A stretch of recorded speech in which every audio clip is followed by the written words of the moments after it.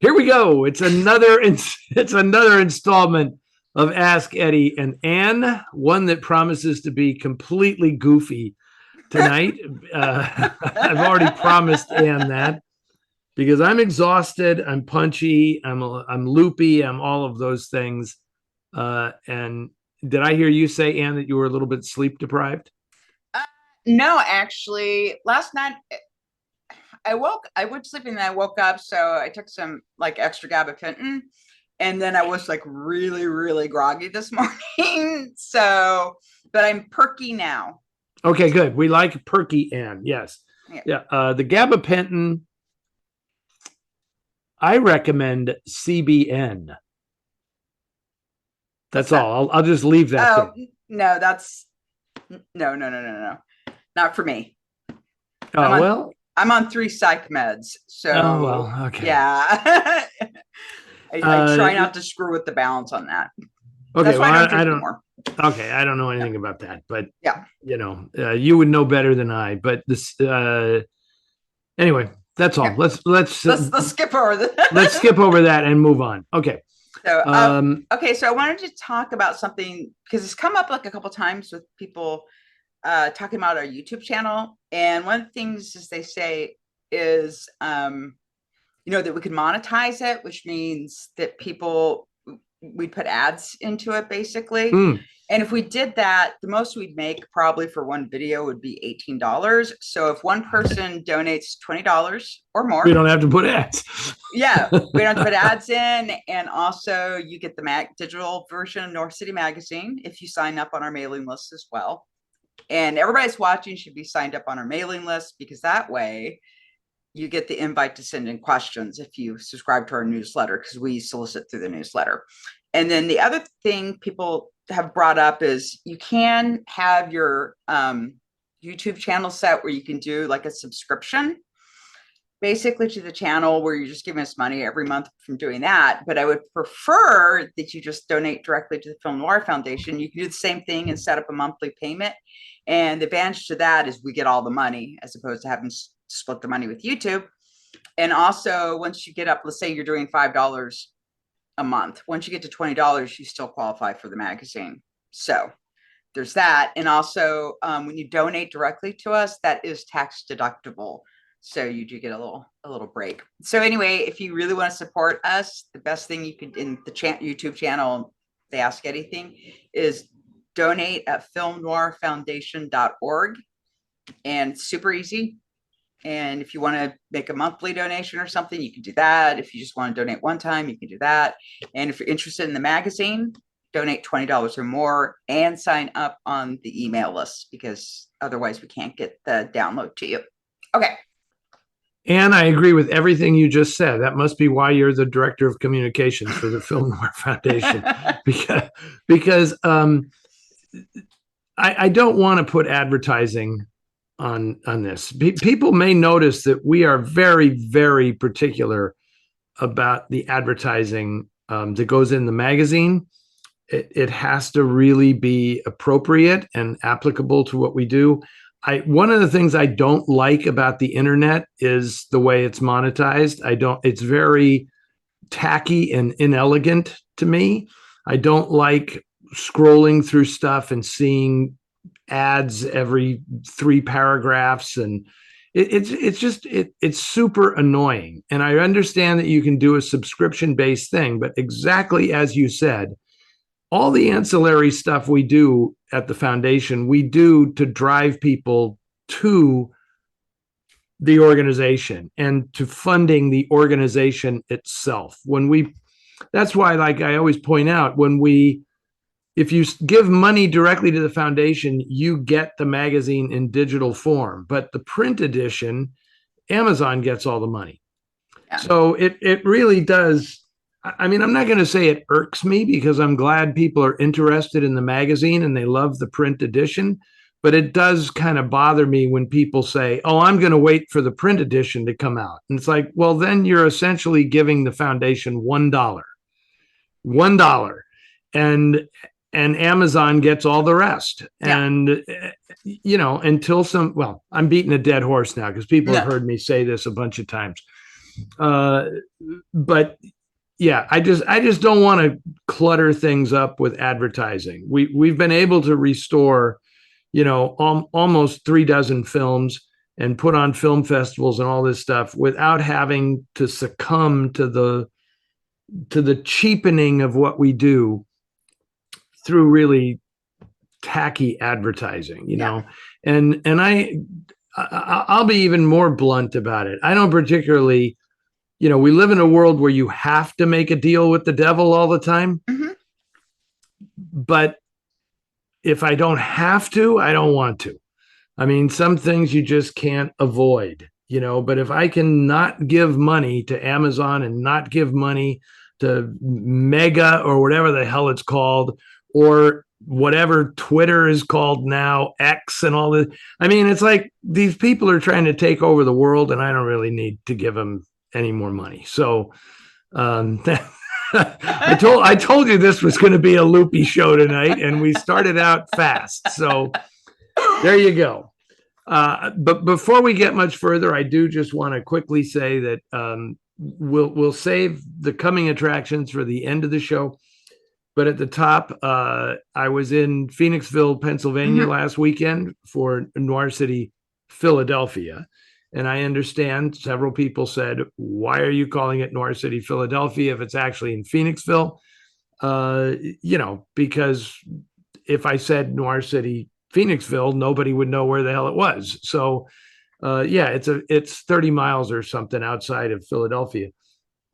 And it was great. I really had a wonderful time. Met many people who watch us doing this. And the fans were absolutely terrific. I will say that it was interesting to note that it seemed to me, this may have just been a case of the people who wanted to come up and talk to me. Yeah. Were hardcore Film Noir Foundation people, and they followed the foundation. They followed Noir City. They traveled long distances to get there.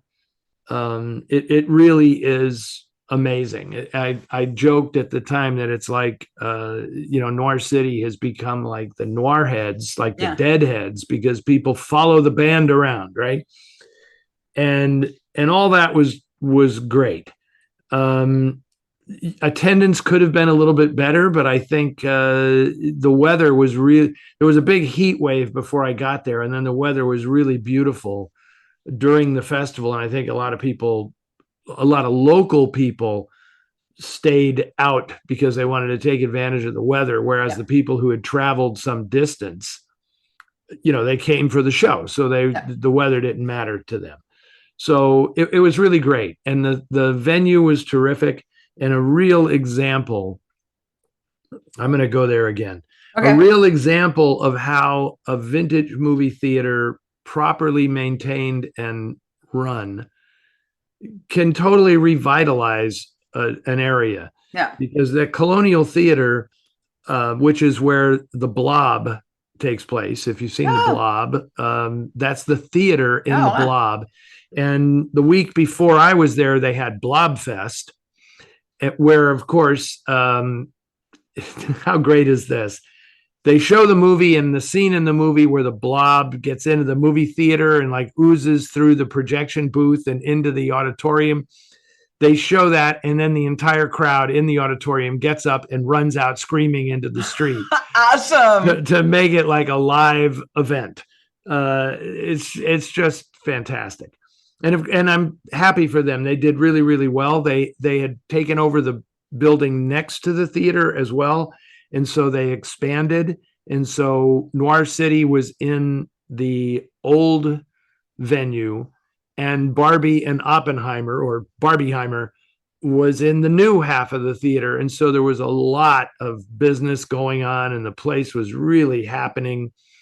And everybody who was a local told me that the renovation and the renewal of that theater really brought back the whole area. Yeah. And they like closed off the street, Bridge Street, in front of the theater for like 4 blocks, so that it becomes on the weekends like a promenade. and I swear to God, there were more brew pubs per square foot than any place I've ever been in America, I think. And it was just delightful. I had a really fun time, and I'm pretty sure we're going to do it again. And it's just an example of what can be accomplished, you know. And I say that partly because of what happened with the Castro Theater, and the fact that they insisted that it couldn't work as a movie theater and they needed to rip out seats and everything.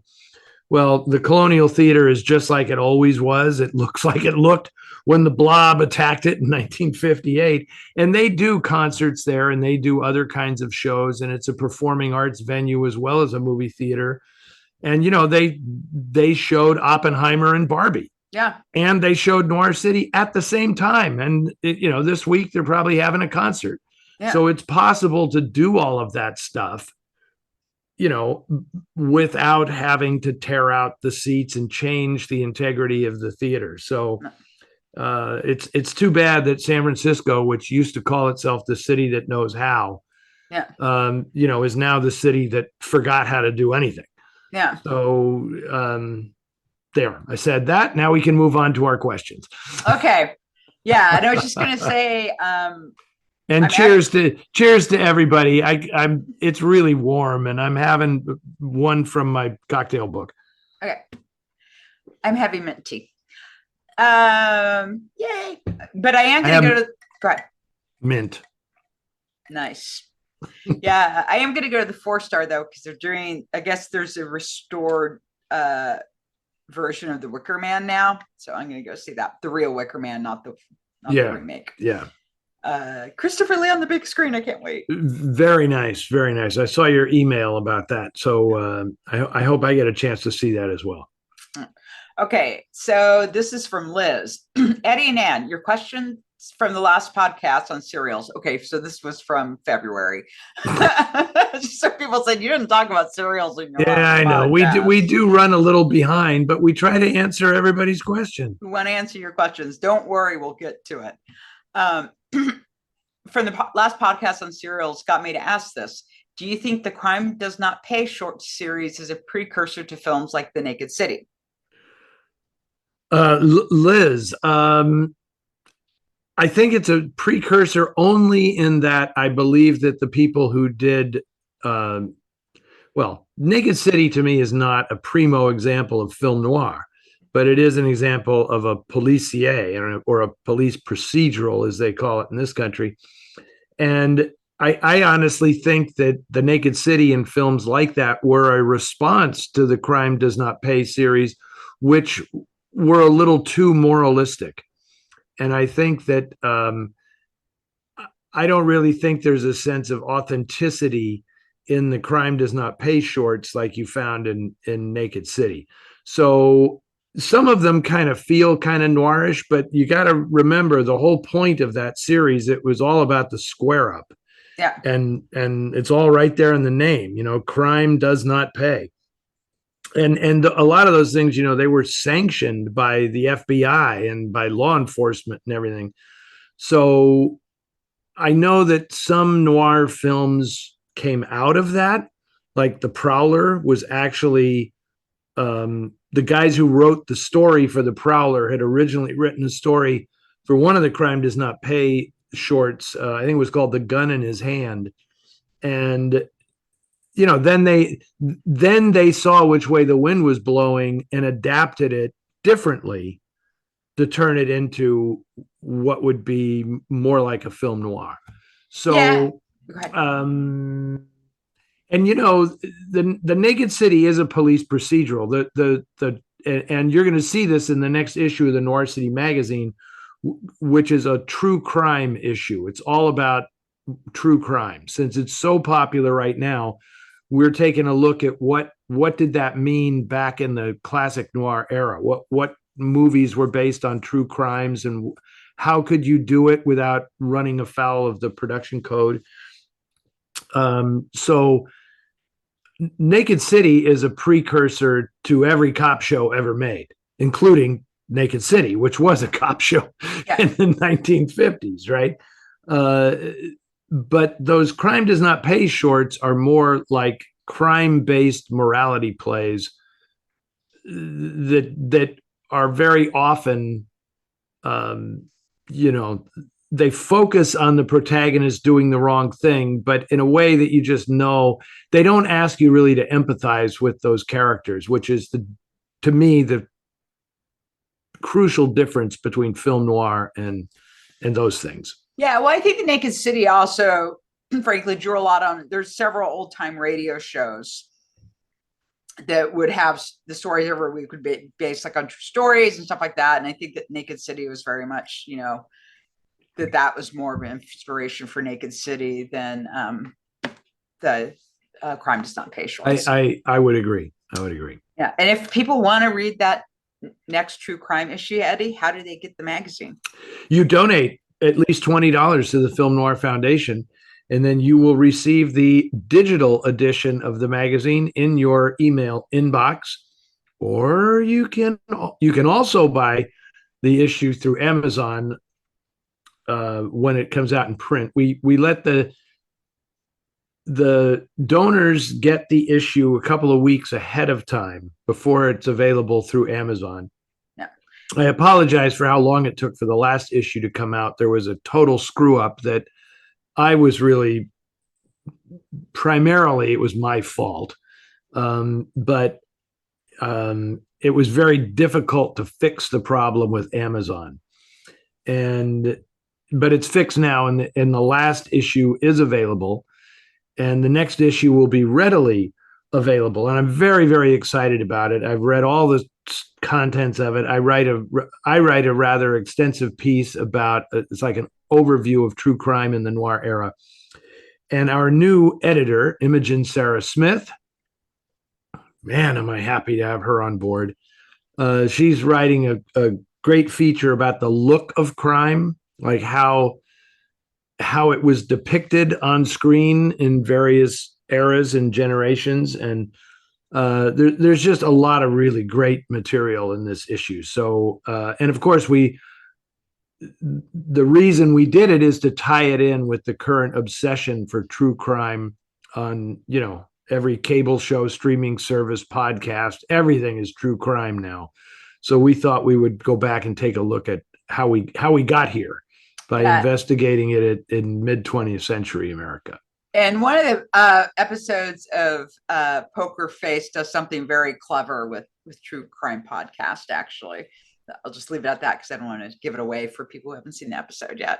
Okay, very good. Oh, very and good. Also, just when you donate to the Film Noir Foundation, make sure you sign up on our email list. You have to do that or you won't get the link to download the magazine. Just reminding people. Do not forget to not just give us an email. You have to, there's a specific that you have to sign up on the email mailing list in order to get the magazine. Okay. And that's also on the donation page. Very good. Okay. Kitaman. I know this guy. I met him at the last Noir Festival at the Grand Lake Theater in Oakland. Oh, cool. He says, I keep seeing Alfred Newman's name for music credits. Was he the inspiration for the Mad magazine character? That's fantastic. No, because it's spelled differently, right? I mean, Alfred E. Newman from Mad Magazine is spelled Neuman, whereas Alfred Newman is spelled like Randy Newman because, in fact, they are related. Randy Newman and Lionel Newman and Alfred Newman are all from the fabulous Newman family of musicians. But no, there's no connection. And Alfred Newman, of course, was the head of the music department at 20th Century Fox and the composer of the famous Fox fanfare, and also, Street Scene, the most ubiquitous piece of music used in Fox noir films. And I seem to, because I'm also a huge fan of Mad Magazine. I wish I had it here somewhere, and Dick DeBartolo, who was one of the main writers at Mad Magazine, is a fan of Noir Alley. He watches all the time, and he sent me a bunch of Mad Magazine stuff, including like the history of Mad magazine, and a great poster of Alfred E. Newman, the classic What, Me Worry? Oh man. But Harvey Kurtzman created Alfred E. Newman, and it was based on a postcard from I think the late 1800s or early 1900s of a guy. I think it had something to do with dental stuff because he had the tooth, the gap and everything. And he just altered it and started using it as a character in Mad magazine. And then I think the editor of Mad, Al Feldstein, I think really ran with it. I think he's the one who named him Alfred E. Newman. And one or the other of them came up with the catchphrase, what, me worry? So there you go. No connection to the guy at 20th Century Fox, but a significant fictional character in American culture. Absolutely. I love Mad Magazine. Just the parodies, which are great. The one on, because they did one on Columbo that's really, really funny, and also The Big Sleep.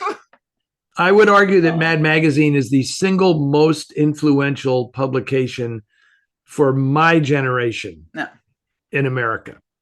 I mean, Mad Magazine gave us our sense of humor. When you were a kid and you read Mad, you developed a very irreverent sense of humor that led obviously directly to the creation of National Lampoon and all of that, and Saturday Night Live. None of that stuff would exist without Mad Magazine. It was the forerunner to everything. So you cannot overstate its significance in American culture. Okay. This is from Ben. How have the classic noirs and noir performers fared at Oscar nomination time? Any egregious snubs?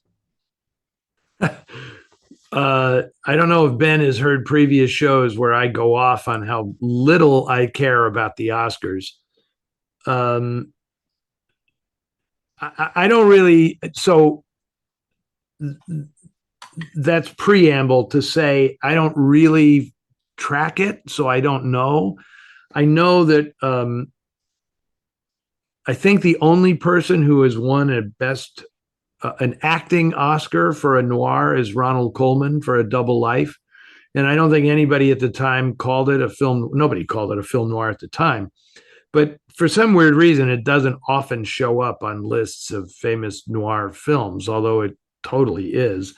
But I will say the greatest snub of all time, noir or otherwise, is that Edward G. Robinson was not nominated for Best Supporting Actor for Double Indemnity. Yeah, that's the most egregious snub of all. And of course, Stanwyck was never nominated, she never won. She was nominated. She never won an Oscar. Yeah, and she was nominated. I'm pretty certain she was nominated for Double Indemnity. Yeah. I don't think Fred McMurray was. Yeah. But I think Billy Wilder, of course, was nominated for writing and directing. It was nominated for Best Picture. And Stanwyck was nominated. I'm pretty sure John Seitz was nominated for Best Cinematography.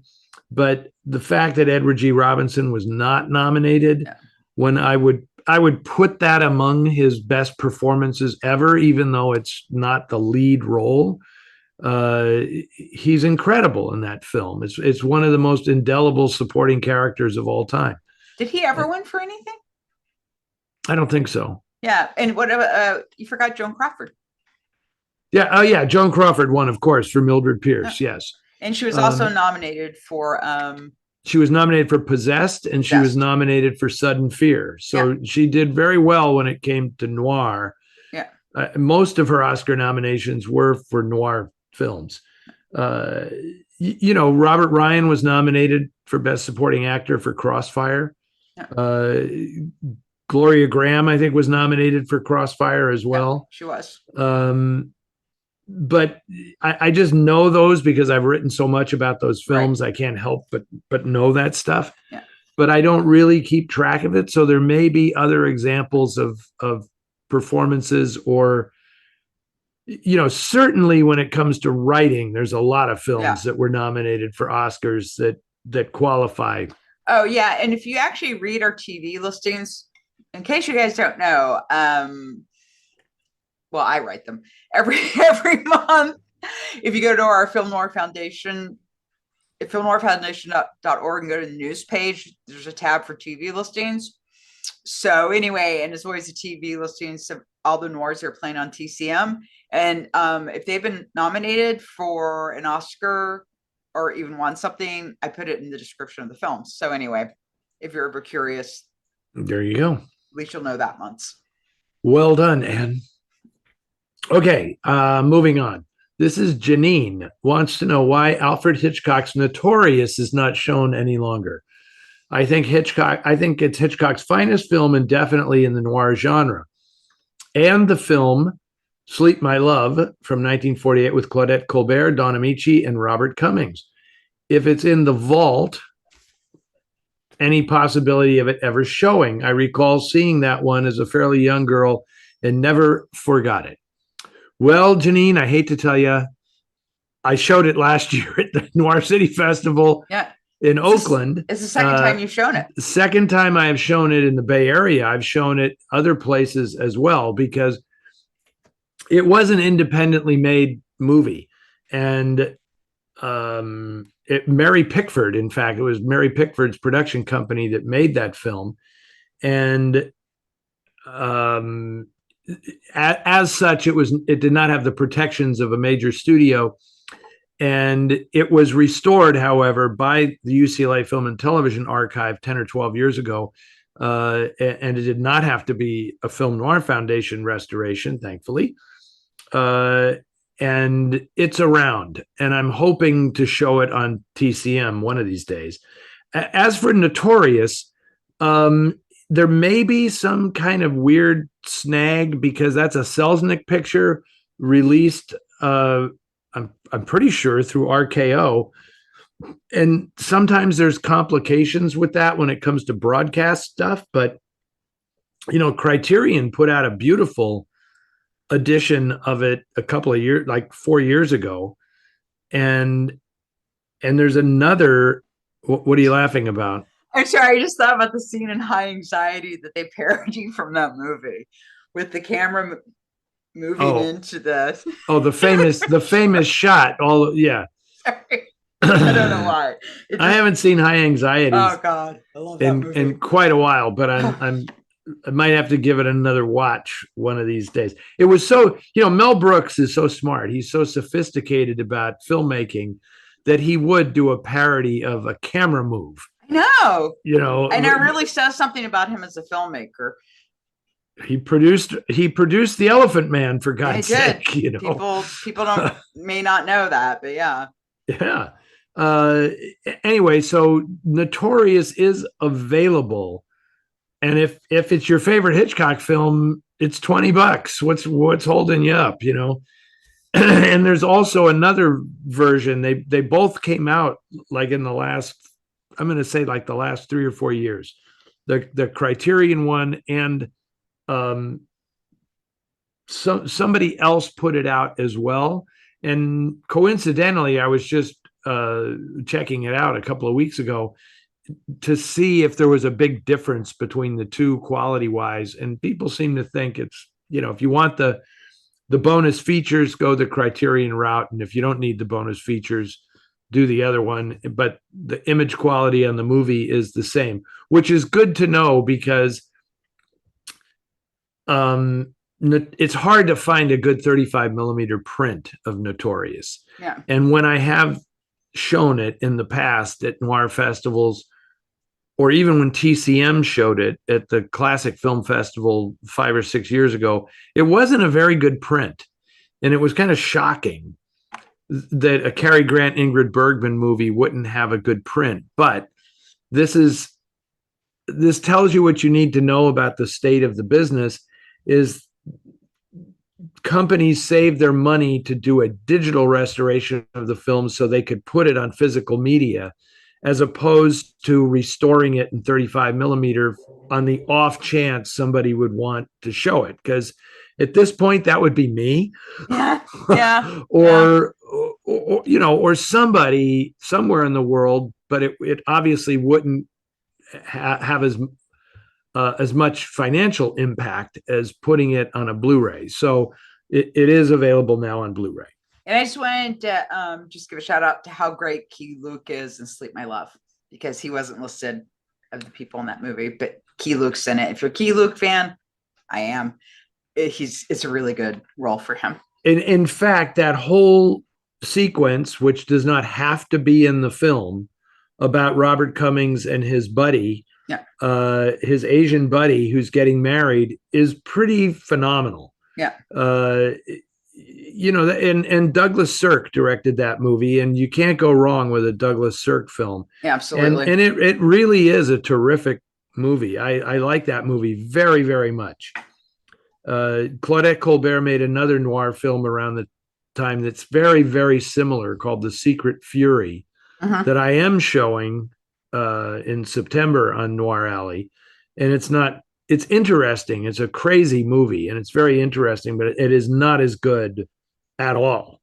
It is not even close to being what Sleep My Love is. So I'm glad you like that film, Jenene, and it is around.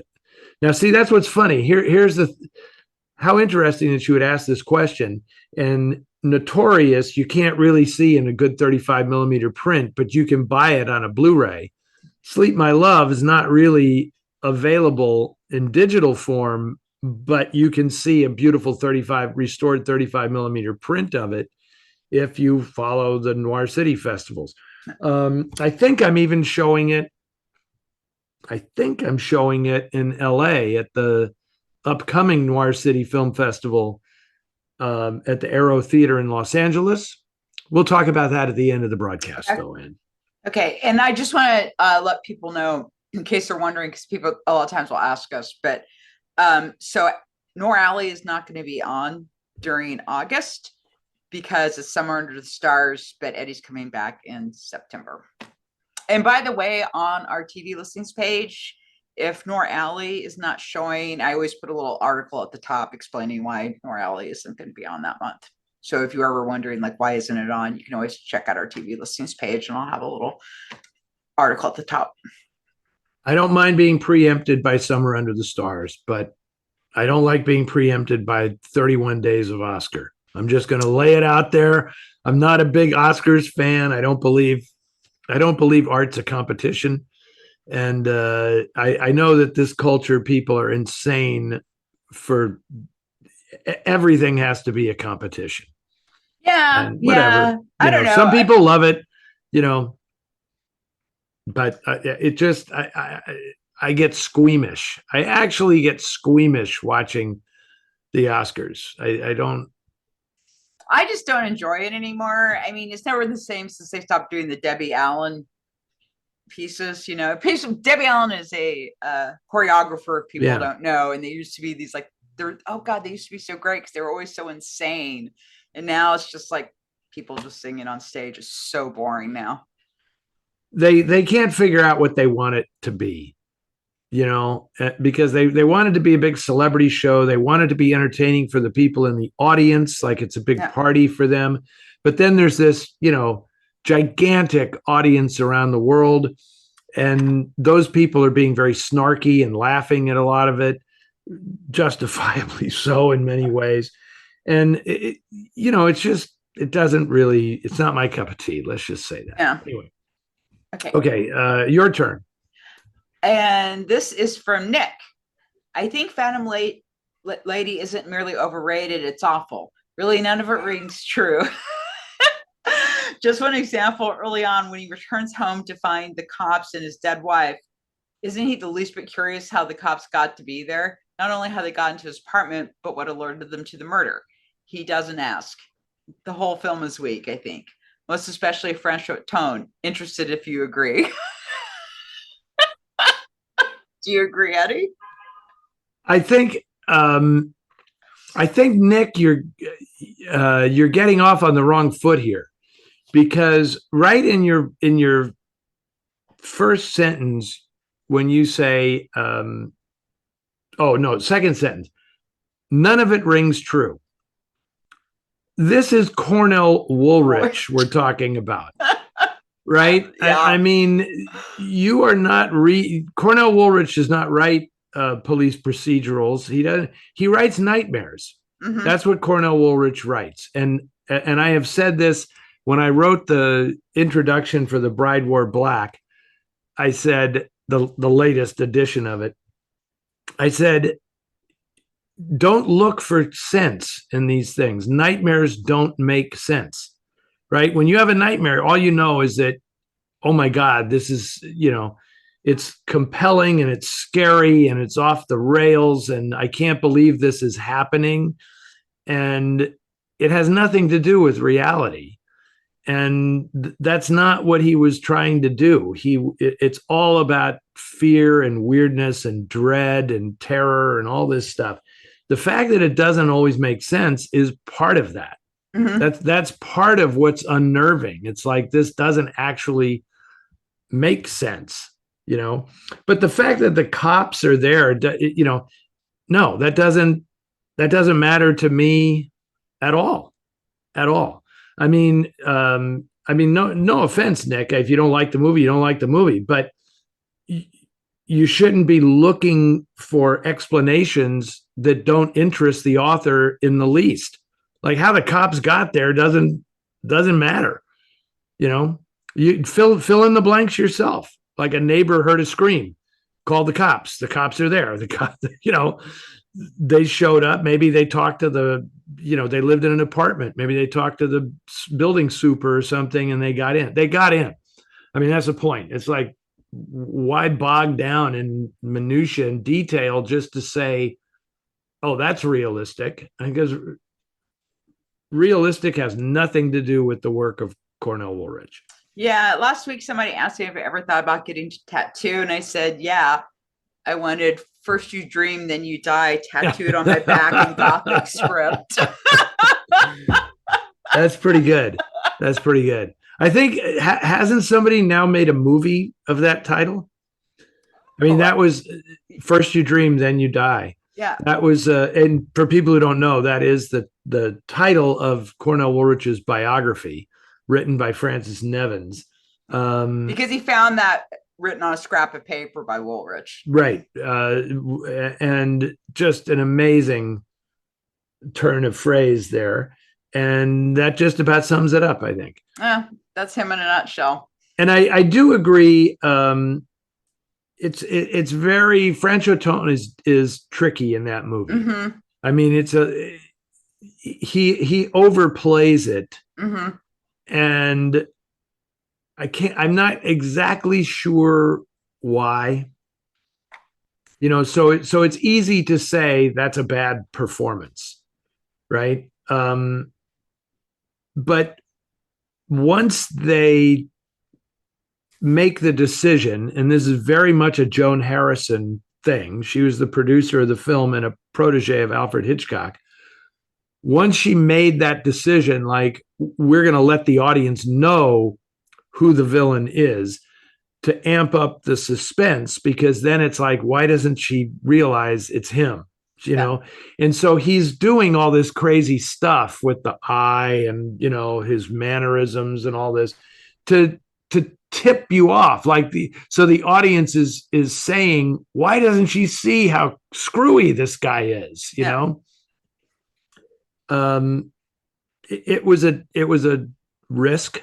Yeah. And obviously it didn't work for some people. And I don't think there was any way that it was going to work as an obvious reveal at the end, like, oh my God, it's him. Yeah. More problematic to me is how it's like Dark Passage, where at the end of I presume that everybody who's watching this has seen this movie, right? Yeah. I shouldn't spoil it, but it's an ending kind of like Agnes Moorehead's death in Dark Passage, where it's like, what the hell just happened? Yeah. Did he go out the window intentionally? Did he fall? I mean, what the heck did I just see? Yeah. And that's all because the production code can't figure out how to handle any of this stuff. So anyway. Okay, I'm going to read the next one. Okay. Okay. And this is a pretty long deal here. So here we go. The collision of humor and noir is an interesting topic, don't you think? Yeah. You say so. We get this question. This is different. This is different, though. Okay, good. I was thinking about this recently when I saw Dick Powell. And I know where this is. In the very weird 1953 film, You Never Can Tell. He plays a private eye who's reincarnated from a dog and is sent back from doggy heaven to catch his murderer. It's a comedy, not a noir, of course, but Powell delivers his Chandler-style lines pretty straight. Other than tossing in the occasional growl or bark, that is. His performance is a clear variation on his Marlowe character from Murder My Sweet, and is also funny at times. What is your favorite example of humor in classic film noir?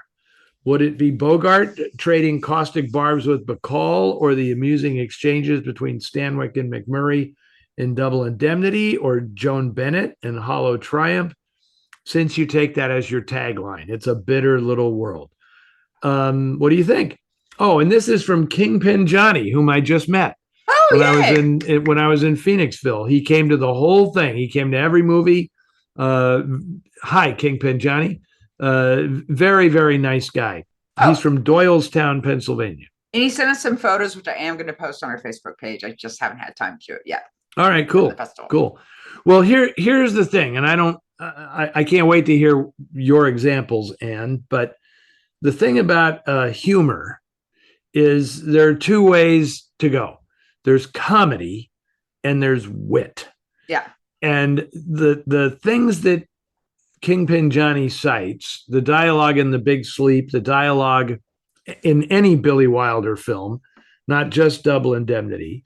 There's hysterically great wit in Sunset Boulevard and in Ace in the Hole.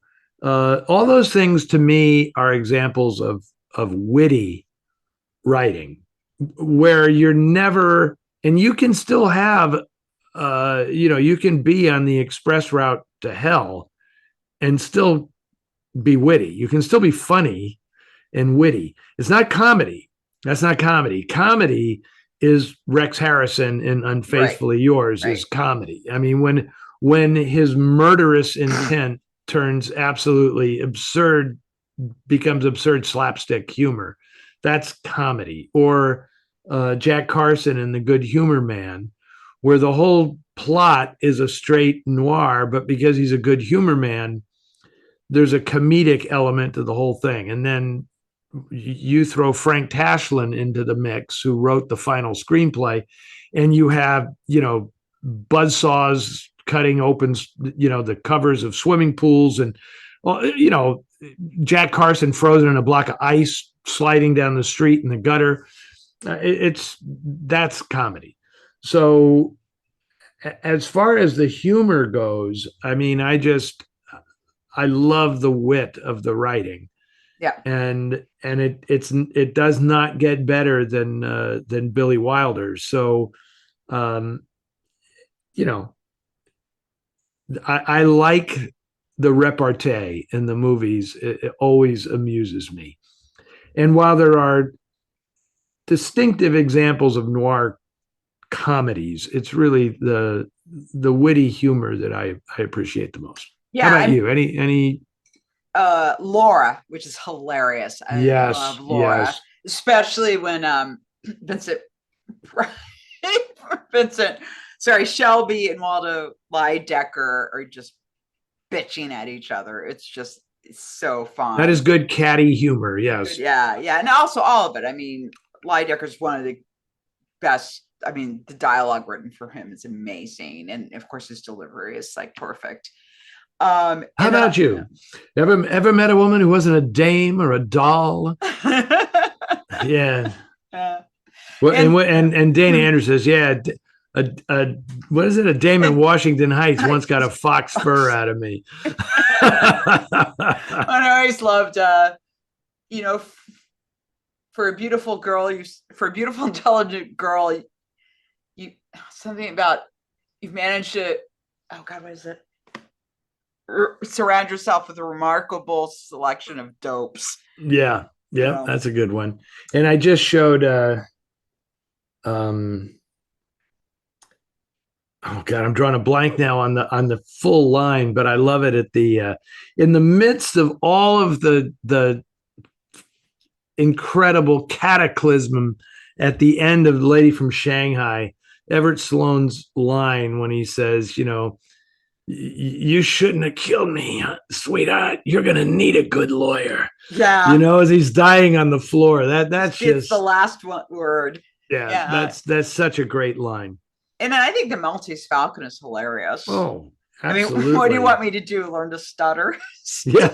Still, like, God, I love that line, and delivery so great. And just, I mean, it's just such a fun. Well, I have to say that this is one of the reasons that noir is still so loved, and you know, so many people talk about the look of these films, and it's been analyzed to death, you know, in every which way, but it is the language that people keep coming back for, because it's so distinctive and so unique, you know. And that whole thing that Raymond Chandler wrote, that was Chandler and Double Indemnity, you know, the meeting scene, you know, why don't you get down off your motorcycle and write me a ticket, you know. That's just that's as good as it gets, you know. And I will weave this back into the previous question when Nick was asking about, you know, Phantom Lady just doesn't seem realistic. It's like, does the dialogue in Double Indemnity seem realistic? No, not at all. Nobody talks like that. Nobody's that quick-witted. But I don't go to the movies to watch people talk like the people I know. Yeah. Right. I want them to be a little bit better than that. And that's why I just love beautifully written dialogue. Oh. All right. So you're up now. Now, sorry, I'm having a little problem with my computer. So, yeah. You're not losing juice, are you? No. Here we go.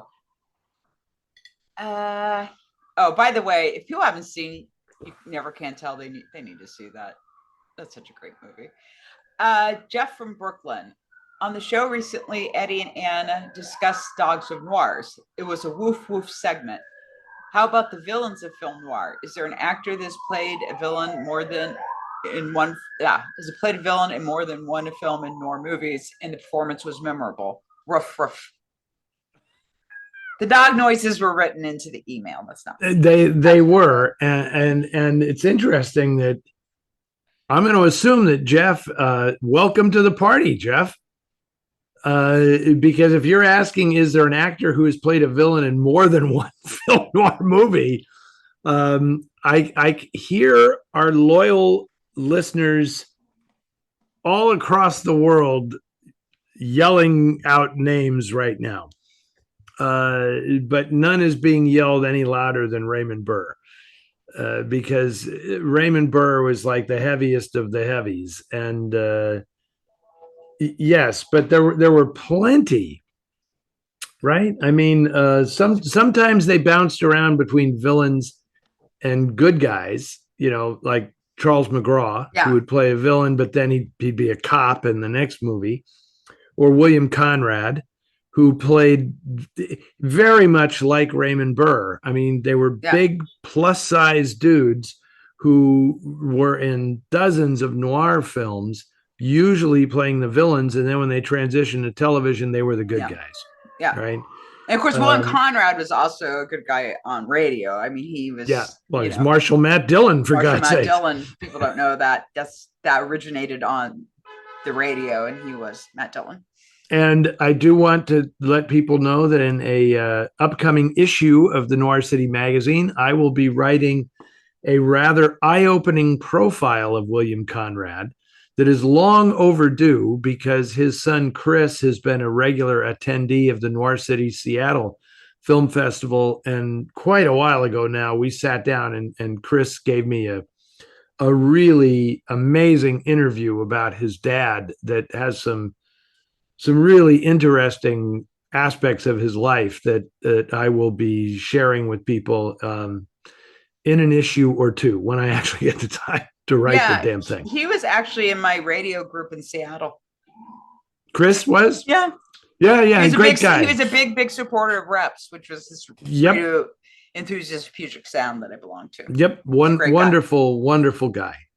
So who's your favorite noir villain? I mean, it's interesting that the guys I mentioned were not lead characters, but if you it's so interesting that Jeff asked this question, because only in noir did you have some major actors whose legacy in noir is as villains, like Robert Ryan and Richard Widmark.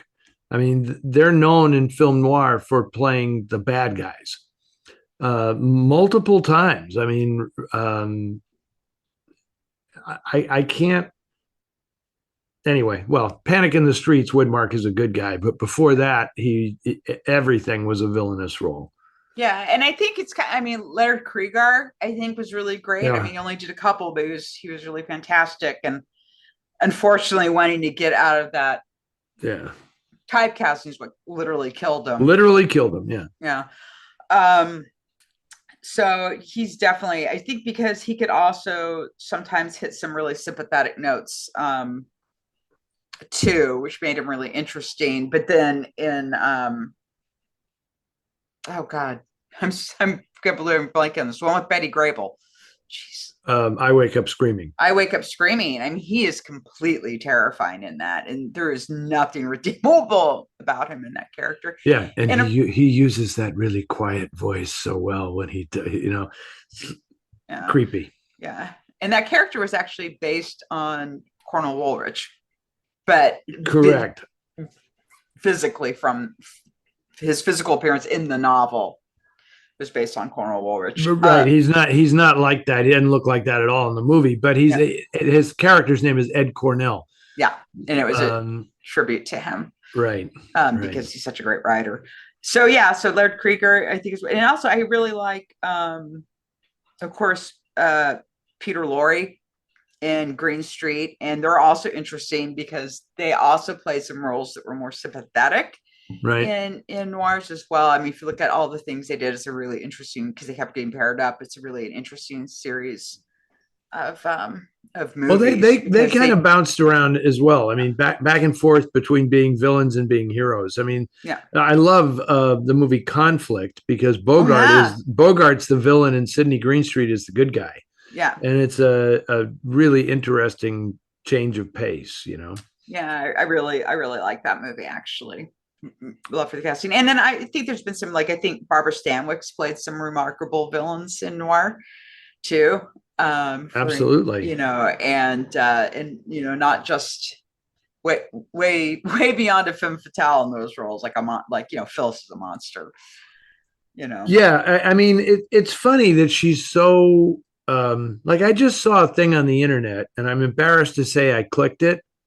It was like Barbara Stanwyck's 10 greatest roles. And, it seems to be the internet was invented to create bullshit lists of stuff that just, I mean, who asked, and it's all just clickbait to get you to look at the ads, right? Yeah. To scroll past the ads, and maybe you'll accidentally click one. I don't know. But it listed Double Indemnity as her number one role. And I said, that's really weird, because to me, that's like one of the most underwritten characters she ever played. Yeah. Right. It's kind of an enigma. I mean, Phyllis is a cipher, Yeah. The character she plays, I mean, Martha Ivers is a much richer, more complex character.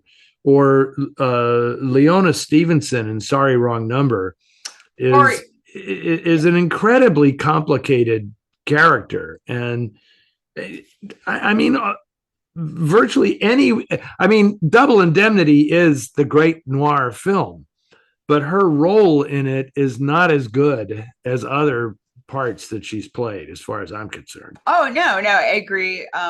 I also like the film that she did with Fred McMurray, the one that Douglas Sirk directed. Oh, yeah. Tomorrow. Oh, Anne, we're having a senior moment. This is terrible. I know, But that, I mean, There's Always Tomorrow. Is that? No, it's no. Why am I drawing a blank on this? Anyway, I know the film. I know the film you're talking about, but and it's just so one is, you know, and it's just such a great film because, you know, they're two, you know, they're older people, you know, he's got a wife and grown children, and they had worked together for a brief time, and she kind of shows back up in the town that he lives in, and it's just like, oh my God, it's so great. Just it made me cry so hard.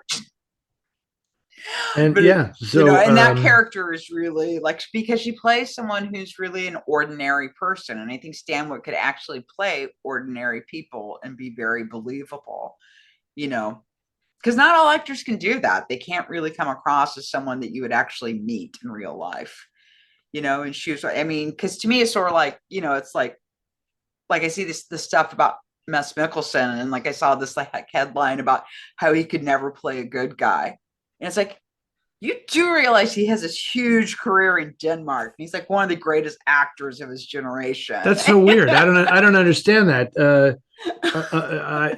I mean, what was he in Another Round? Mm-hmm. I mean, that was he was a completely ordinary guy in that movie. Yeah. Yeah, I mean, he can play anything. I mean, that's the thing. If you look over his career, it's amazing. So yeah, and it's just like, well, it's because, you know, they've only seen him like in American films. Well, that's because, and you know, I don't want to bitch about this, but that's like this 10, you know, a list of 10 something or other. These people make these absurd assertions, and you know, to fill out a list, and or to say, you know, these broad generalizations about stuff that is just so absurd to me. Anyway, I'm having a good time. I don't want to get depressed, so let's okay, so did we do our yes, we wandered off the point. I can't quite figure out with Jeff from Brooklyn's question as to like how we got to the villains from dogs, because he seemed to have a dog motif going on in his question. Well, that's because originally we had talked about the dogs of noir. This was a long time ago. This was in February. Okay. Someone asked us about the dogs of noir. And it's a good title, Dogs of Noir. I know. Well, someone wrote an article. Sharon Knoll. Sharon Knoll wrote an article on animals in noir, and like what were the great animals in these films. And I have quite a few favorites. Okay. Where the hell are we? 8. And I've totally we're in question 8. Okay, then Harry in Westchester, Pennsylvania wants to know, who is your favorite film noir character actor and why? This is a really difficult question. I can't for the life of me figure out how to pick one favorite character actor. Do you have one? And it can't be Mads Mikkelsen. So I don't know. I guess it depends on how you define character actor, because obviously Dan Dury is one of my favorites. But he was like kind of, it's hard to call him just a character actor because he was the lead and stuff. So he started out as a character actor and he developed into a leading man. Yeah, absolutely. Exactly. Yeah. Absolutely. So to me, things like that. And I mean, because also like, I don't know, because like in a way, like I want to see Edward G. Robinson, because I think of character actors as people that play characters as opposed to kind of being always in the same type of kind of star role. In which case I would say Edward G. Robinson, because I mean, like we showed like 3 of his films at Noir City this year, and there were 3 completely different performances. I think that's a beautiful distinction.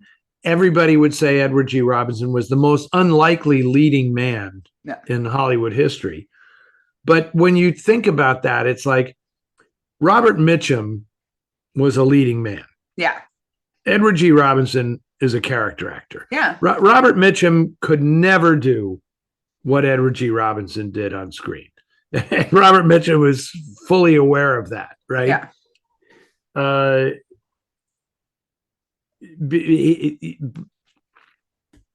But I think I'm just supposing now that what Harry means is like a supporting, more like someone who's character a player. supporting character. Yeah. So I'm tempted to say Sidney Greenstreet just because I so admire the arc of his career, that it was so short and he made so many films that could be considered noir, and he began so late. He was already in his 60s when he made his first movie, and I think he only made movies for nine years, something like that. Something like that. It wasn't very And I long. think he made like 18 movies in 9 years, and maybe 12 of them were noir films. And he was never less than great in any of them. He just fantastic. And they were not always the same character, because sometimes he had the same mannerisms, but they were used in different ways, where he could be the super sharp guy, like in Conflict, or he could be totally desperate, like in Three Strangers, or he could be the villain, like in Flamingo Road. And I just think he was terrific. I mean, it's not really my answer, but because we're on a clock here, I'm going to say Sidney Greenstreet, and let everybody else watching weigh in with their own choices. Yeah, and I had oh God, I can't believe I'm blanking on his name. He was in The Glass Key. He is the one that William Bendix. Yeah.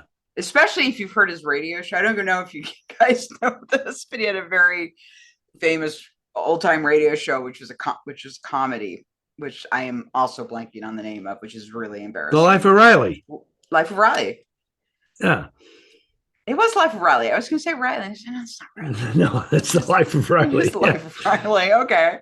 Yeah. So, yeah. And that was an interesting thing about him, was that he could do comedy too, or he could be completely terrifying, or so good choice. I like William Bendix very much. He's great in The Dark Corner, because you're not sure if he's terrifying or ridiculous. I know, and he just hits that. Like, I'm not sure how many people could actually have done that. Could just like kind of be both. kind of the same thing in The Glass Key, where he's like a goofball and you're kind of laughing at him, and then he's totally horrifying. When he starts beating up Alan Ladd, it's brutal. It's like one of the most brutal scenes ever. Yeah. Okay. I can't remember. It's you. You're number 9. So this is from Barb. I read the revised and updated edition of Dark City. Your writing fascinates me. I plan to bring it to the attention of a book club I am in. My question is about Ida Lupino's story. Did it become a movie, or maybe more importantly, could it? Based on what you said, it appears to be perfect for these times. Interesting observation. Yeah. I to my knowledge, I think I know there's never been, the Ida Lupino story has not been done as a movie or anything. Interesting. I wonder if somebody would be interested in doing that. I mean, with all of the publicity and things surrounding female filmmakers right now. I mean, that's what Barb is obviously referring to, and Greta Gerwig with the Barbie movie. And, and I also think that like one of the great directors of noir today is Lynn Ramsey, a woman. And, but I'd be curious to know if anybody would be interested in Ida Lupino's story. I mean, the tricky part of doing that story is, and this is true of so many of these, it seems like a great idea, but you get to Act 3, and it's like, so what's Act 3? And it generally doesn't go well. Right, because Ida becomes an alcoholic, and it gets tough. Yeah, I mean, she was a pioneering female director, and she ended up directing a lot of television, and then she went back to acting. I don't know how many people remember I think this is kind of a forgotten film, that she played Steve McQueen's mother in Sam Peckinpah's Junior Bonner, a rodeo movie. And nobody ever remembers that movie because it's not one of Peckinpah's big violent spectacles, you know? It's a very quiet, simple movie. And she and Steve McQueen are both really great in that film. And that, to me, that was like her last great role on screen. But you know, it's just a slow fade. So you'd have to figure out something, how to frame that story. But it's also a story in which people only figured out how great she was long after she was dead. Long after she was dead. Right? Nobody really cared when she was alive. And the struggle that she went through, you know, during her career to try to convince people that she was more than just not simple, but more than just an actress. And she wanted to make her own movies, and she wanted to challenge the studio system. And all of that is great, but it doesn't have a particularly great ending. Mm-hmm. So I don't know if they make a movie of it. I mean, it's more, but we'll see. Anyway, good question, Barb. Good question. But given, you know, that they made Babylon was what they got out of the sum total of silent cinema, I don't know if I'd be in a rush to do the Ida Lupino story, right? Yeah. I mean, yeah. I'm just gonna say 5 times. Quick plug: Ida Lupino did 2 really good episodes of Columbo. The first one, Short Fuse. Her part isn't great, but the second one is the one with Johnny Cash, and she is a tough woman at the beginning of it. There's a reason why he murders her, which is not a giveaway because Columbo, they always show the murder first. I'm not giving anything away. I want to back up and just make a important point. My comments about that have nothing to do with could a good movie be made? Yeah. I'm sure a good movie could be made. How do you sell that movie in this culture? That's the tricky part. Because everybody who controls the money would say, so why is this an empowering story? How do we do? And when I fear that they would change the true story in order to make it something better, when the true story is she wasn't recognized for her greatness when she was alive. Yeah. People within the industry knew her as a consummate professional, you know, but they haven't made the Barbara Stanwyck story either. And Barbara Stanwyck's the greatest actress of all time, and everybody in the business loved her. Yeah. They loved her. No matter what their politics were, they loved her. And I mean, Stanwyck had, you know, she was a arch conservative. Very. But it didn't matter. Buzz Bizzarides, who was an arch liberal, wrote The Big Valley for her because he just loved her so much. So anyway. Yeah. I'll stop talking about that. And her story is amazing too, because, you know, she came from nothing. Absolutely nothing. An orphan, you know. Don't get me started on the Stanwyck story. I mean, I've written about it quite a bit, and it is extraordinary. But you talk about an actress. What would be the greatest challenge for an actress playing Barbara Stanwyck? Right? Is there anything more challenging? There's nothing. I don't think there is an actress that could play Barbara Stanwyck. There is nothing that an actress would terrify an actress more than being asked to play Barbara Stanwyck. I would just beg not to have to do any scenes, if you know what I mean. Like as long as it's only like we never show me acting out one of her roles. Yep. Just behind the camera. That's funny. Okay. Valencia. Nice name. Valencia says, can you recommend books to read that were eventually made into noir films? I should turn my camera around here and show my office, which is nothing but books that were made into noir films. I've read several Hammett stories, but wonder if you have any recommendations. By the way, oh, it's very nice. She read The Distance and Shadowboxer last year, still hoping for another installment. Likewise, I am hoping to finish the third book one of these days. I love the 148 or whatever it is pages that I have so far. Wow, that's a tall order, Valencia. I mean, there's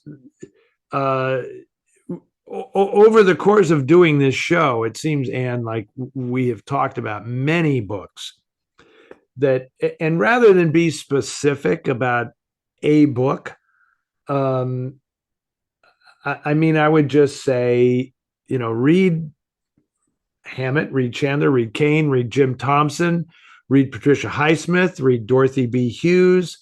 There's a wonderful book by Jonathan Latimer called Solomon's Vineyard that has never been made into a movie because it was too perverse. But he wrote screenplays for some of the best noir films ever. Go ahead, Anne. Anybody? Cornell Woolrich. Cornell Woolrich, obviously. Charlotte Armstrong. Some of her, I really like Charlotte Armstrong, so I wanted to give her a plug.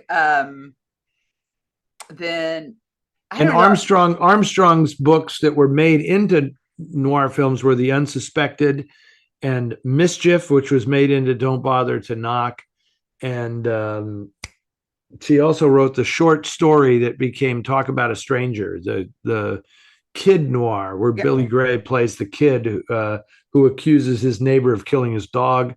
There are probably a couple of others I'm forgetting right now, but and Dorothy Hughes, of course, is The Fallen Sparrow and Ride the Pink Horse and In a Lonely Place. And I know there's another one that I'm forgetting at the moment, but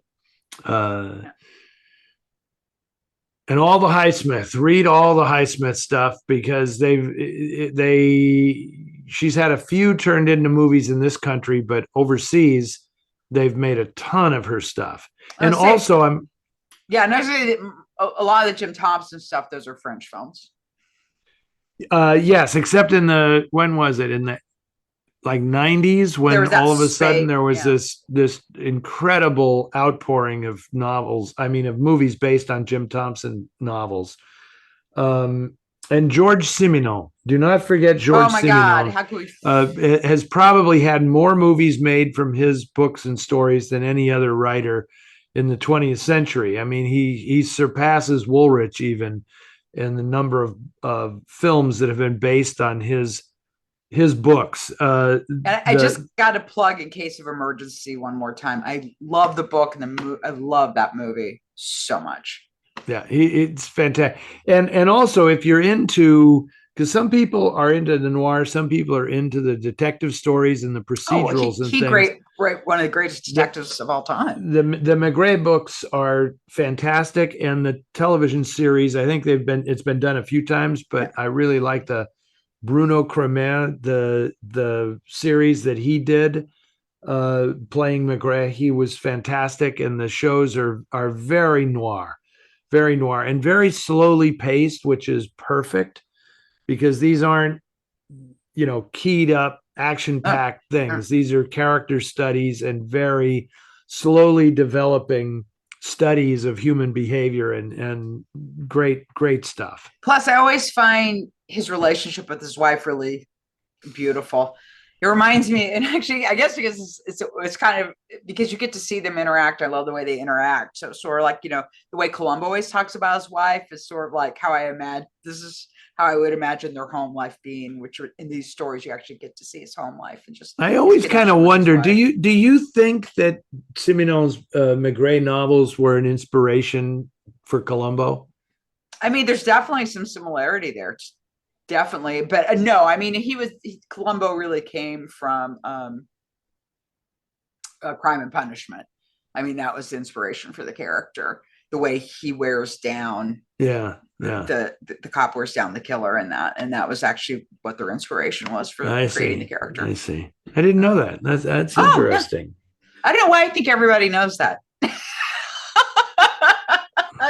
I live in my own world, Eddie. Yeah. Okay. Well, it's good. It's good to have your own world. Beats this one, Okay, so I think it's you. I think it's you. Yeah, this world, then the fireworks. And this is from Brett in Edmonton, Alberta, Canada. By chance, are Eddie Muller, Ann Hawkins, and or the Film Noir Foundation using Letterboxd? Letterboxd lets you keep track of the movies you have watched. You can rate them, log them in a diary-style manner, write reviews, and make lists of movies based on themes. Keep a watch list of movies you haven't seen but hope to watch, etc. I think it would be a good platform for you all to engage and increase the presence of Noiristas in the film noir community in venues where cinephiles interact, whether it's online or otherwise. I do not use Letterboxd because I don't have time. I'm wondering if Brett works for Letterboxd because it sounds no, that almost sounds like a marketing pitch there. No, you know? A lot of people really like Letterboxd, and I've been asked if I'm on it by people, even like people I know in person and stuff too. But it's just like, no, I track everything on Just Watch and Real Good, because that one sometimes has more obscure stuff that the other one is that, but it's just strictly for having a watch list. I don't like, I just watch stuff. I don't like write about it or rank it. And even Letterboxd is too much of a commitment for me. I see. No, I don't do that, but it's just interesting because I keep track of all of this stuff. I mean, I write stuff down. I in a notebook. I'm so old school. It's kind of ridiculous. You know, I write stuff down in a notebook and then I let it all kind of percolate so that I don't collect movies. You know what I mean? Yeah. Like people who write long lists of these are all the movies I saw this year. And I couldn't tell you what I saw last week. Yeah. Until there's a reason. Right. And then when there's a reason, like I'm going to write a story about something, it's like, oh, then all of a sudden somehow it snaps in place. And like, yeah, I saw that movie and I'm pretty lucky that I have good recall. Like I can remember movies. And then if I don't, I research it. And then I never forget that I've seen a movie. Right. It's so weird to me when people say, oh, I thought I hadn't seen this movie. And then I started watching it and it's like, oh yeah, I've seen this movie. That would never happen to me in a million years. If I watch the movie, I remember the movie. Yeah. Right. And that's all. No, I think it was like for me, I'm pretty much like, I usually can do that, even though sometimes I did have this weird thing where I went to see Thief in the theater and I thought I had already seen Thief. And I don't know why I thought that, because I'd never seen the movie before. And it was like, this is fantastic. Why did I think I had seen this movie? And I have no idea why I thought that, but I hadn't seen it. If you haven't seen Thief, people watch Thief. It's great. No, Thief is great. But it partly it's because I don't know if there's such a thing as watching too many movies. Yeah. But you can watch too many movies. And then one movie becomes another movie in your brain, you know? Yeah, exactly. And I think I think it was because I was just like, oh, I've seen all of Michael Mann's films. I was like, no, I'll go see it again. And then I was like, I guarantee you that if you asked 50 people, have you seen, and you said Thief or Heat, that they would mix the two up. Right? That it's like, oh yeah, I've seen Thief. That's the one with Al Pacino and Robert De Niro. And it's like, no, it's not. That's Heat. And the other one is with James Caan, and they're, thievery is involved in both, but they're not the same movie. Anyway, okay, here we go. We're gonna bring it in here. We got a little ways to go yet, and we're running really long this week.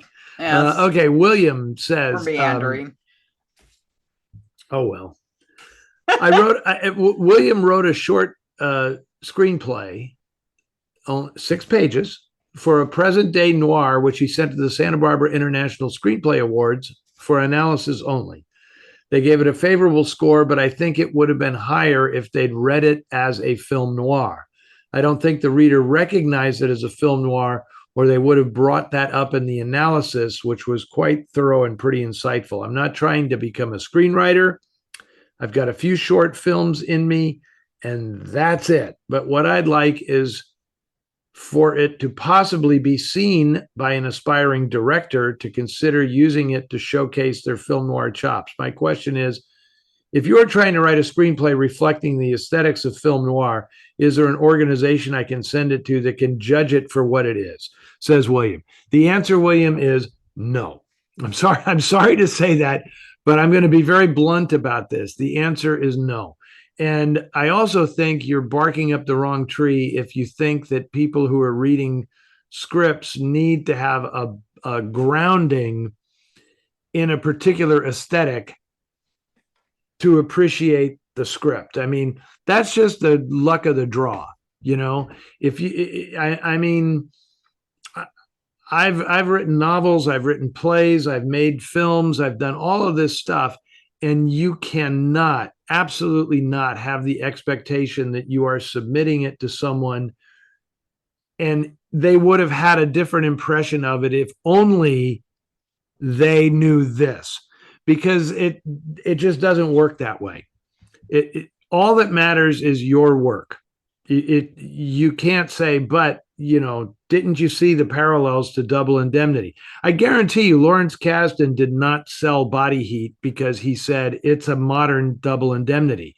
He sold Body Heat because it had a sufficiently clever plot line and enough sex and violence in it that people said this is really good. I guarantee you that the people who read that script had not seen Double Indemnity and didn't care that it had, you know, was a modern version of that. And I will tell you that I know big name writers and directors who would say, never say it's film noir, because the people who get stuff done and have the money to get stuff done don't really care. They don't really care about film noir or anything. It's like, did you surprise me with this script? Did it hook me? And what does that is the plot and fully developed characters and knowing how to engage people and keep them turning pages. And that is what sells, whether it's a film noir or a Western or a comedy or whatever. I mean, there are basic principles of storytelling that hook people. And to say you would have gotten it if only you knew this, I think you're being unfair to the people reading the stuff. And I mean, it may be great, it may be fantastic, and it just didn't connect with these readers. But I don't think you can say you would have gotten it if only. Okay. Doug from Silver Spring, Maryland. The Treasure of the Sierra Madre, noir or not? I say no, because to me, it's more of an adventure story. And while it has very noirish elements in it, and certainly other film noir movies have borrowed from The Treasure of Sierra Madre, like The Killing, and you know, I just don't see it. The characters have especially Fred Dobbs has a he could work in a noir film, but I don't think of it as a noir film. In fact, I would say that, thinking about John Huston and the noir films that he did make, if you're going to say that The Treasure of the Sierra Madre is a film noir, then you might as well say The Man Who Would Be King is a film noir, because they're very, very similar in a lot of ways, and nobody thinks The Man Who Would Be King is a film noir, right? But it's adventurers who set out seeking fame and fortune, and they're kind of con men and shysters, and everything goes wrong and they lose everything. But not, to me, not film noir. Yeah. And do you have a different take? I feel like it's a Western. It feels more like a It Western feels like to a me Western than a to film me. noir. Yeah. You know, than a film noir. But no, I've never thought it was a film noir. It's a great movie though. And I guess part of the reason why I think of it as a Western too is probably because Tim Holt's in it. So that might be part of the reason why it feels like a Western to me. But it does feel like a Western. But it feels like a Western to me. I mean, just the whole thing about, about his wife and stuff too. Just that really feels like, that really feels like a Western to me. Yeah. Yeah. I will say there was one great story that Evelyn Keyes told me, because she was on location. She was married to Houston at the time, and they were on location in Mexico shooting that film. And she told me this hysterical story about how much Walter Houston hated making that movie. Yeah. Of course, he would win the Oscar for it, best supporting actor. But they were out on location shooting, and he was a theater actor turned film actor, and really had most of his great roles when everything was shot indoors. Mm-hmm. Right. And here he is out in the middle of nowhere with flies all over the place and this oppressive heat.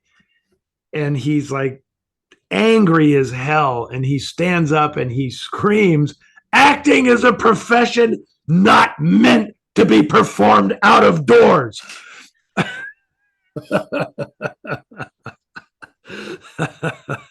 Bless his heart. Yeah. Yeah. He really did not like making that movie. And Evelyn also admitted to me that she loved Walter Houston more than she loved John Huston. I get it. I love my mother-in-law. Yeah, not that there was anything there, but she just thought what a great man he is. Like the progeny was less than the source, right? Okay, so oh Christ, here we go. This is a list. I was afraid a list was coming. Yes. Our buddy in the Netherlands, Martin Lemons, sends in a list of he wants our opinions. You know how long this takes, Martin, when you ask for opinions on a list of films? Well, oh my God. But at least they're German crime films. So I can tell you right off, I haven't seen half of these movies. So that's, yeah. Okay. What's your opinion of It Happened in Broad Daylight, 1958? Haven't seen it. Haven't seen it. Okay. Okay. What's your opinion of The Devil Strikes at Night, 1957? Haven't seen it. Oh, it's fantastic. Okay. I love that movie. That's Robert Siodmak when he went back to Germany, made that film. We've shown it at the Noir City Film Festival. Fantastic. And I believe the story? It's about a demobilized Nazi soldier who joins the police force, and he is involved in an investigation of a serial killer. And it becomes this incredible story ridiculing the Third Reich, because the guy discovers that the culprit fits the Aryan profile. Yeah. But he's a total psycho. Yeah. And so the police won't have this guy be the guilty party because they want to blame it on a Jew. Oh my God, I need to see this movie. On a Jew or a gypsy or somebody who I don't think there are any gypsies left. Who is not a pure Aryan. And it's fascinating because there's no bones about it that your protagonist served in the German military and he was a Nazi, Yeah. But it's a fascinating film. And it was actually nominated for the Oscar for Best Foreign Film that year. And I believe it has been reissued by Kino. I gotta see that. And it's excellent movie. So just to remind everybody, the title is The Devil Strikes at Night. The Devil Strikes at Night. Really, really good film. Okay, Wet Asphalt from 1958. I'm going to have to go faster because there's a lot of these. I have seen Wet Asphalt. I'm hoping that I can get a print of it to show at a Noir City Festival coming up. It's really good. Alibi from 1955. I have not seen it. Stolen Identity, 1953. That's actually I don't think that's a German film. I think that's an Austrian film, to split hairs. But it's good. It's not sensational, but it's good. And I believe that there was also English version of the film made at the same time. A Degree of Murder from 1967. I don't know if I've even heard of that film. So thank you for that, Martin. I will look that up. And Whirlpool. but people need to know these glasses I'm wearing aren't actually my glasses. They're just because Whirlpool from 19 something. These are just because I'm staring at a computer screen and my eyes really hurt. And so I'm wearing these glasses to kind of cut the glare. But they're not helping me see any better. Anyway, I haven't seen, I got excited because I thought he was talking about Whirlpool, the one that I know with Gene Tierney, but I have not seen Whirlpool. So Martin, thank you so much. You've given us a lot of movies to Did you do A Degree of Murder? I did. I said I never even heard of it, let alone have an opinion about it. So, and he also asked, are there precursors to the currently popular Scandinavian noir films? Yes, there are Scandinavian noir movies. And did you, when I showed Girl with Hyacinths, did you see that at Noir City? Yeah, that was pretty great. Yeah. There was a filmmaker named Hasse Ekman who was a contemporary of Ingmar Bergman in the early days, but he made more commercially oriented films, and his movies are really terrific. There's a film called Stotten that he did, which is heist, and it's a Scandinavian heist movie that's really good. There's a number of other Ekman films. He's not the only one.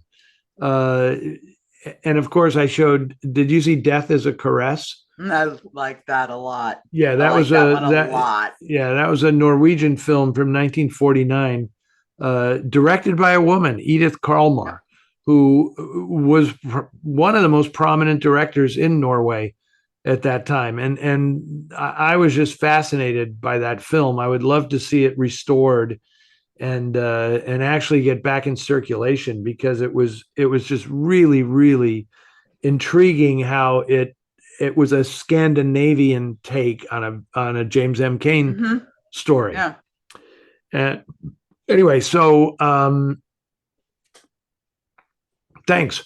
I'm glad, in a way, Martin, I'm glad that I hadn't seen many of those movies, because this show would have run like another half hour if I'd seen all those films, and I would have talked myself out, and I would have been late for dinner, and it would have been a disaster. So, okay, now we're down to the end here. Okay, this is Dan from South Dakota.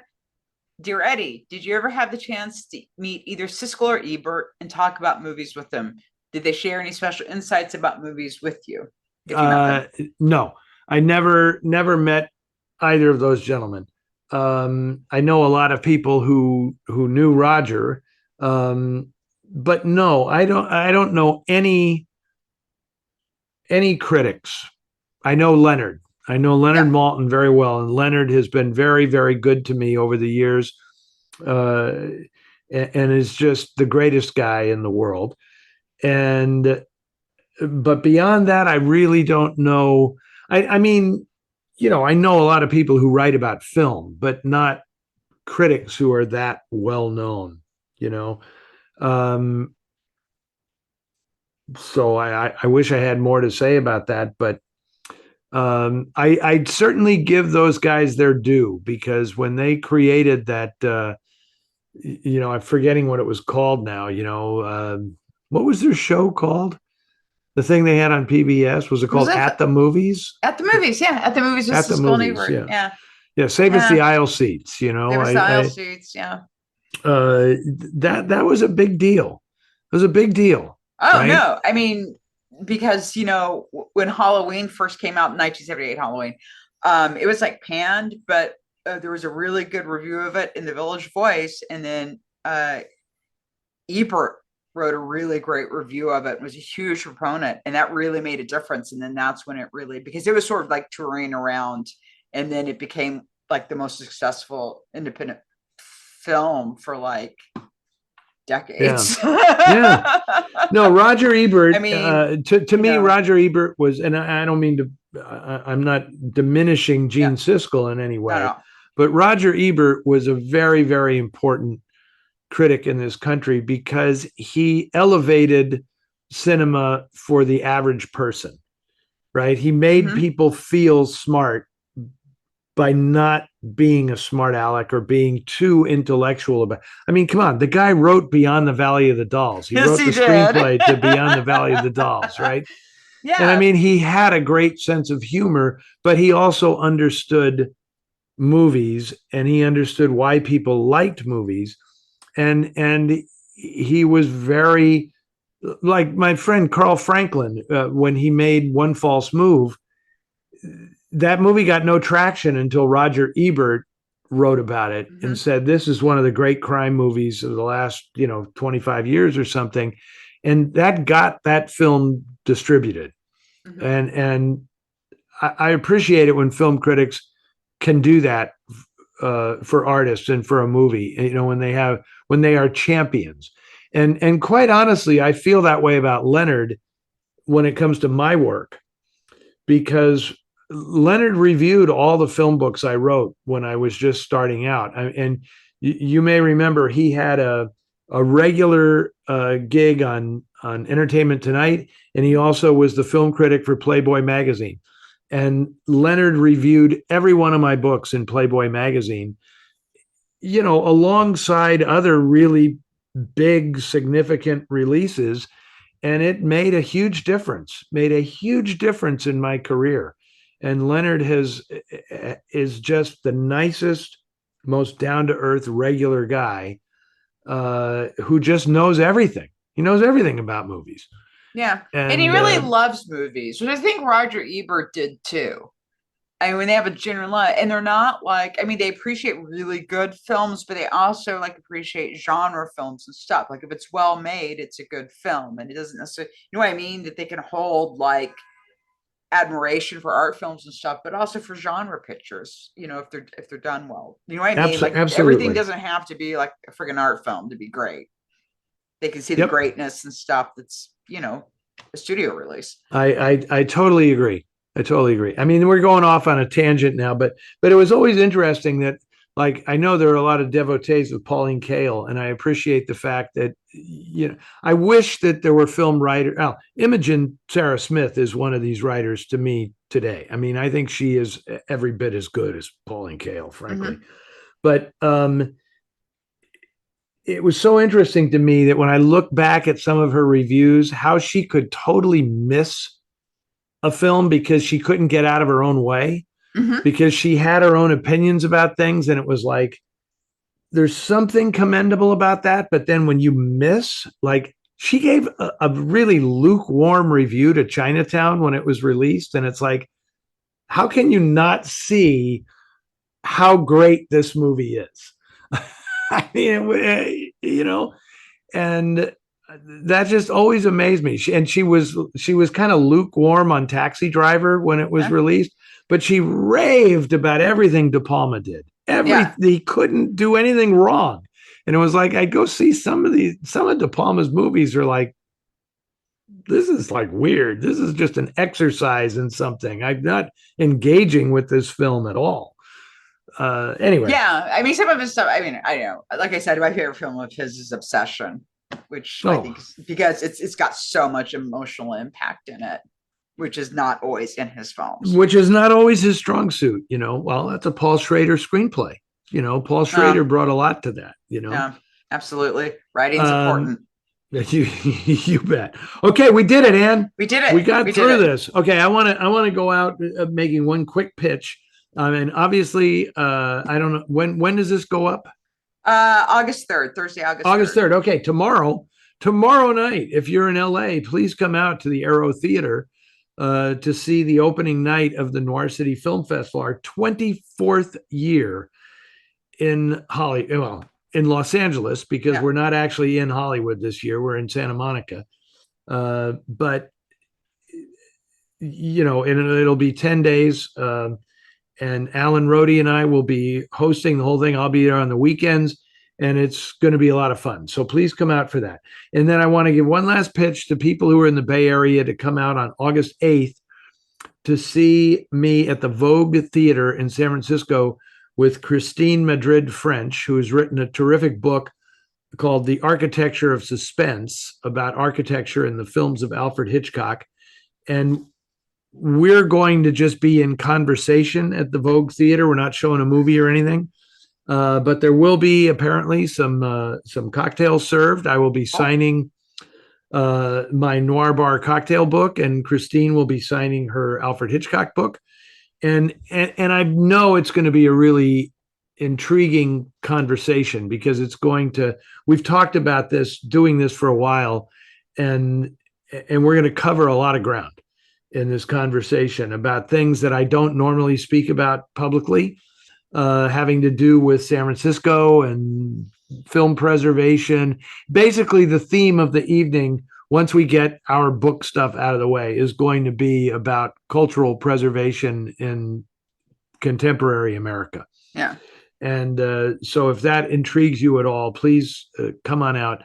I check out our website or whatever, because or go to the Vogue Theater, or it's being presented through the auspices of San Francisco Heritage, which did a lot of work to try to preserve the seats at the Castro Theater. So that's going to come up. And Christine is a very, very bright, engaging personality. So I'm very much looking forward to doing this. Cool.